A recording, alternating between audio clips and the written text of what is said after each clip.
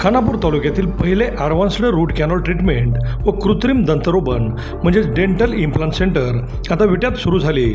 येथे advanced route canal म्हणजेच route canal treatment ही पूर्वीच्या पद्धतीने 3, 4 किंवा 5 सेटिंगमध्ये केली जात होती. तीच ट्रीटमेंट लॅबेमोडसारख्या ॲडव्हान्स दुर्बिणीद्वारे केवळ एकाच सेटिंगमध्ये किंवा एकाच विजिटमध्ये पूर्ण होते.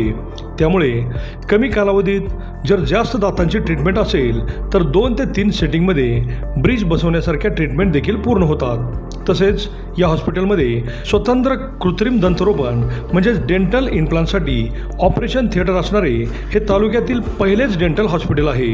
येथील सर्व ट्रीटमेंट हॉस्पिटलमधीलच तज्ज्ञ डॉक्टर्स पूर्ण करतात. डॉक्टर पृथ्वीराज देशमुख व डॉक्टर पूजा देशमुख हे रूट कॅनॉल व इम्प्लांटमधील अनुभवी व दातांमधील MDS म्हणजेच masters of dental surgery he degree प्राप्त असून सर्वच अत्याधुनिक ट्रीटमेंट ह्या एकाच छताखाली केल्या जातात. चला तर मग आपल्या दातांच्या कुठल्याही समस्यासाठी आजच भेट द्या. आमचा पत्ता डॉक्टर देशमुख सुपर स्पेशालिटी दातांचा दवाखाना व रूट कॅनॉल स्पेशालिटी सेंटर, दृष्टी हॉस्पिटल शेजारी, यशवंत नगर, विटा. नमस्कार, प्राईम न्यूजमध्ये आपल्या सर्वांचं स्वागत. आमदार सुहास बाबर यांनी विटा बस स्थानकात नव्याने दाखल झालेल्या 5 बसेसचं उद्घाटन केलं. त्यावेळी बोलताना त्यांनी सांगितलं की विटा बस स्थानक हे सांगली जिल्ह्यात 1 नंबरचं बस स्थानक होणार आहे. त्यांनी बस स्थानक कसे असेल त्याची संपूर्ण माहिती दिली. पाहूयात काय म्हणाले ते. नवीन आलेल्या 5 बसेसचं उद्घाटन कार्यक्रम होता. कार्यक्रमासाठी सगळे आमचे पंचायत समिती, जिल्हा परिषद, नगरसेवक सगळे आमचे उपस्थित होते. काही आमचे सगळे ज्येष्ठ सहकारी उपस्थित होते. DC आपल्या जिल्ह्याच्या राऊत मॅडम या ठिकाणी उपस्थित आहेत. आणि त्या सगळ्या बसेसचं उद्घाटन झाल्यानंतर आपण जे विटा शहराचं नवीन बसस्टँड बांधायला लागलो आपण त्याच्या कामाची पाहणी करण्यासाठी सगळे एकत्र आलो आहे. आणि मला असं वाटतं की जिल्ह्यामध्ये सगळ्यात चांगलं बसस्टँड हे आपल्या विटा शहराचं व्हावं यासाठी गेले 2 वर्ष आपण प्रयत्न करत होतो. आपले तत्कालीन मुख्यमंत्री आदरणीय एकनाथ शिंदे साहेबांनी ह्या प्रिमायसेसचं भूमिपूजन केलं होतं.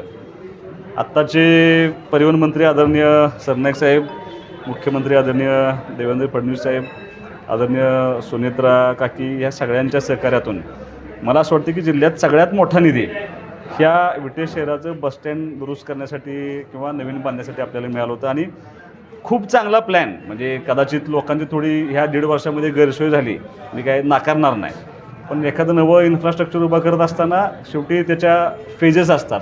कॉन्क्रीटच्या सगळ्या त्याचं क्युरिंग. आणि माझं तुम्हाला सगळ्या नागरिकांना माझा तुम्हाला शब्द आहे की जिल्ह्यामध्ये कुठं नसेल असं बसस्टँड आपलं विट्याचं असेल. ह्या 6 महिन्यामध्ये तुमच्या आम्ही सगळं ताब्यात देऊ. आता या महिनाखेरीस 9 प्लॅटफॉर्म आपण देतो आहे. तर मी तुम्हाला हा थोडासा प्लॅन समजून सांगायचा प्रयत्न करतो. म्हणजे कॉन्ट्रॅक्टर या ठिकाणी उपस्थित आहेत.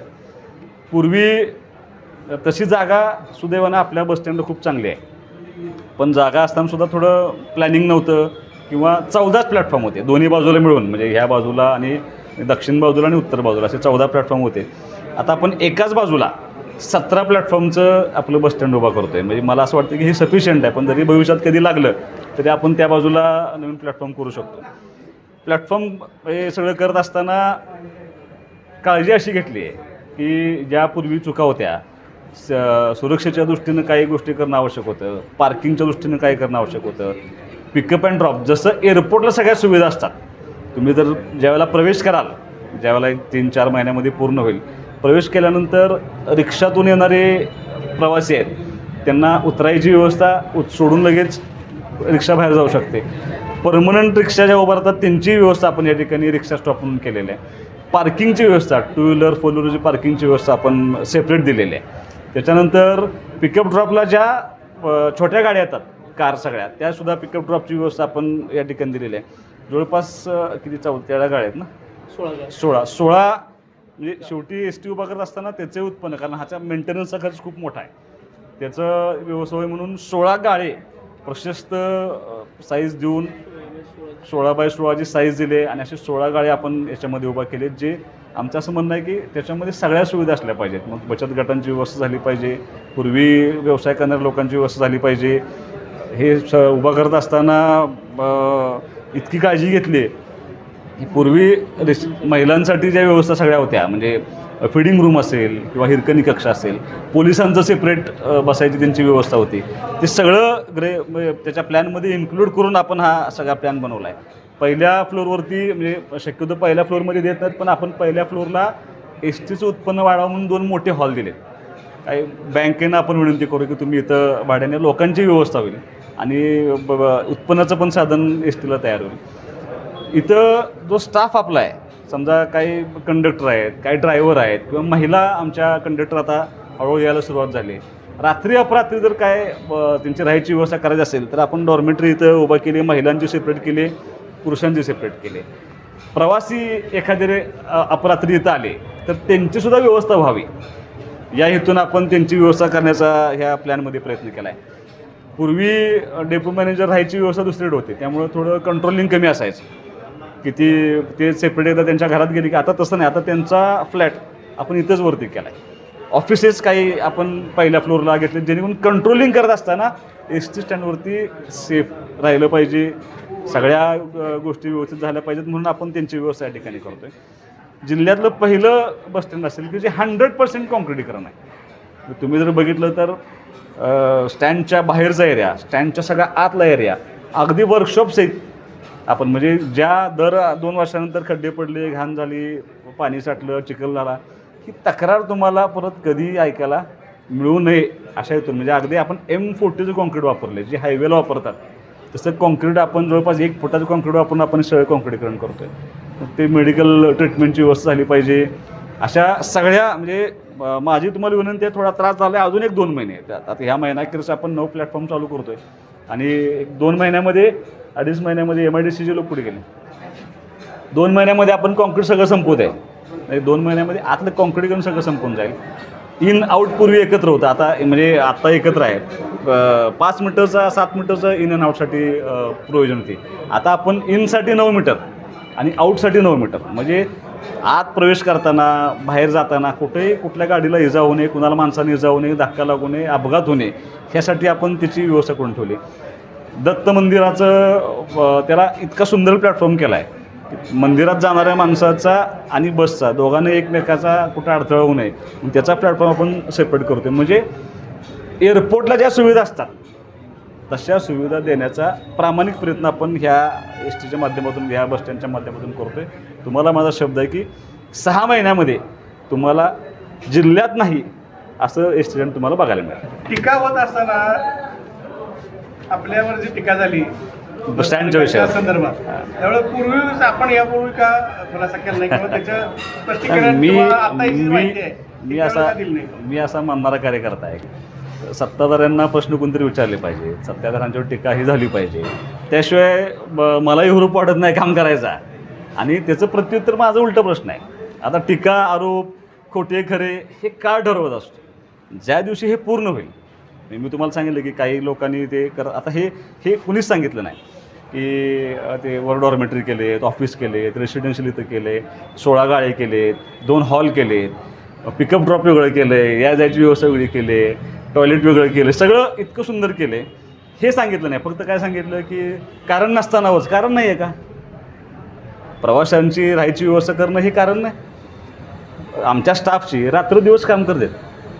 समजा एखादा कंडक्टर, महिला कंडक्टर तुम्हाला म्हणलं रात्री अपरात्री आली, तिची व्यवस्था करणं म्हणजे वर करणं बरोबर नाही. तर मला असं वाटतं की चुकीच्या पद्धतीने सांगितलं. आता वाढवून टेंडर झालं, आता ज्याला मिळालं नाही त्याला राग आला असं, त्यात काय माझा त्यात दोष नाही. मी काय टेंडर प्रक्रिया नसतो.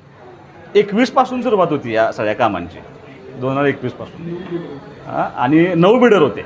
असं नाही की एकटेच बिडर गेले आणि तिथे मिळालं असं झालं नाही. 9 बिडर होते. 24ला सगळं मान्यता झाली. त्याच DSRमध्ये काम चालू आहे. उलट नुकसान असं आहे की अजून पैसे मिळायला पाहिजे होते. मी प्रयत्न करणार, टीका केली म्हणून काम माझं थांबणार नाही. आणि फक्त एवढंच नाही, तुम्ही खानापूरचं बसस्टँड बघून या.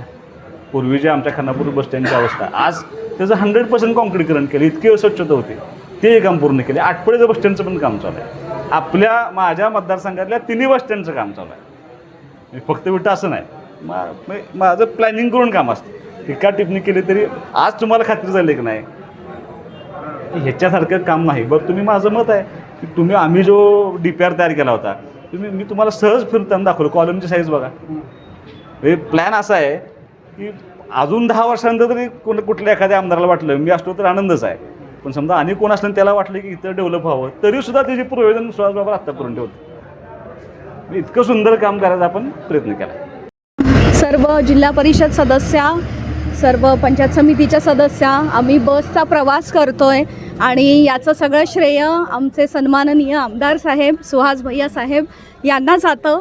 कारण सगळ्या बसेस आणि या बसमधला फरक काय आहे तर आत्ता ज्या बसमध्ये आम्ही बसलो आहे ती बस म्हणजे हायटेक बस म्हणता येईल. याला सेन्सर कॅमेराज आहेत, त्यामुळे ॲक्सिडेंट्स टाळता येण्यासारखं आहे. आणि या दृष्टिकोनातून बघितलं तर संपूर्ण जे प्रवासी आहेत त्यांच्या सिक्युरिटीचा विषय जो आजपर्यंत एस टी महामंडळाला पडला होता तर आणि प्रामुख्याने विटा इथे जो प्रश्न होता तर ते सगळे प्रश्न आणि प्रवाशांची सिक्युरिटी हे भैयासाहेबांनी अगदी लक्षात ठेवून 5 बसेसचं नियोजन, नवीन बसेस आपल्या इथे आगारात आलेल्या आहेत. आणि आम्ही आज छान सगळ्यांनी त्या आमच्या सभापती मॅडम पण आहेत खानापूर पंचायत समितीच्या, आमच्या सदस्या पण सगळ्या आहेत. तर आम्ही सगळ्यांनी हा सुरक्षित प्रवास आमचे बाबर दादा जे ड्रायव्हर आहेत त्यांच्यासोबत आम्ही हा सुरक्षित प्रवास केलेला आहे. आणि संपूर्ण प्रवाशांना इथून पुढचा प्रवास सुखकर हो आणि प्रत्येक प्रवासात आदरणीय सन्माननीय भैयासाहेबांची आठवण राहो एवढंच बोलते आणि थांबते.